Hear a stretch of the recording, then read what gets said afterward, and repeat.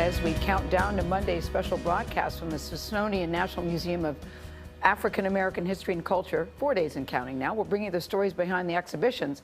A gallery on the third floor called Power of Place will explore areas in the U.S. with a distinct African American identity.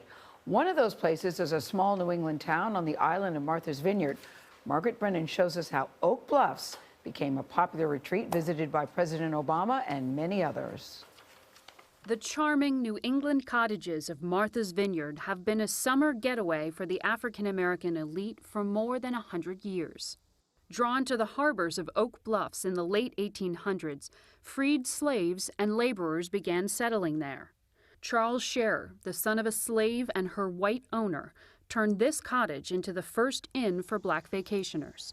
Scherer's great-granddaughter, Lee Van Allen. African Americans came to visit, and they were not able to stay at the homes. They were not welcome there because of segregation. So he saw a business opportunity, and he opened the inn, Scherer Cottage. The cottage soon attracted the African-American elite, including actor Paul Robeson, singer Ethel Waters, and composer Harry T. Burleigh. So it really was the beginning of the expansion of the African-American community on Martha's Vineyard. Adam Clayton Powell, Jr., one of the first African-American congressmen, writer Dorothy West, and Ralph Meshack Coleman, considered the dean of Boston's Black Theater, purchased homes nearby.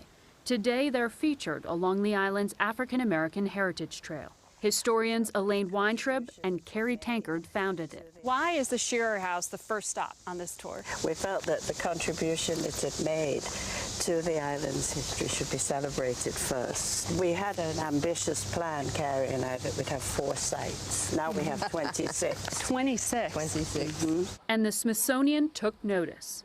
The community and the work of Charles Scherer will be featured at the National Museum of African American History and Culture. It's dated 1878-79. Author Jessica Harris donated artifacts from her family's historic home. Why did you think it was important to make a donation to the exhibit? Things are changing. This is not the Oak Bluffs I grew up in. But as it changes through things, through artifacts, one can maintain a connection with the past. These days, the African-American community here on Martha's Vineyard has expanded beyond Oak Bluffs. The bottom line is, whatever anybody says one way or the other, the nucleus, the bedrock, the beating heart and soul of the African-American community on this island is and will always be Oak Bluffs.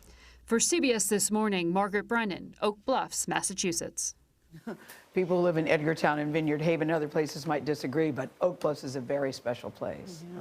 I love all Why things would they Martha's disagree? Vineyard. Because they say, you know, we've got soul, we've got a beating heart. Oh, That's what I mean. Oh, That's what I mean. You'd say, yeah, we have something to offer too. It's just a great, great place, the whole vineyard. I love it.